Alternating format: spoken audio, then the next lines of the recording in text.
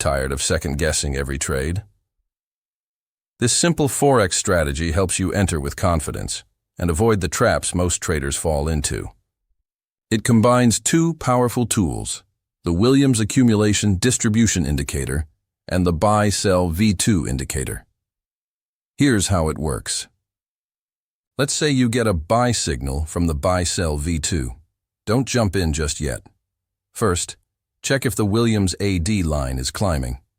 If it is, that means smart money is accumulating, and the move is more likely to stick. Same goes for a sell. You get a sell signal, but only take it if the Williams AD line is dropping, showing distribution and real selling pressure. This double confirmation helps filter out the noise and fake moves. One quick tip: always set your stop loss just beyond the recent swing, and aim for at least a 1.2 risk-reward ratio. And skip trading during major news. Volume spikes can throw your indicators off.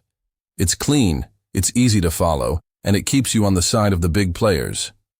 Want the full strategy with free indicators and templates? Visit forexmt4indicators.com and grab your download now.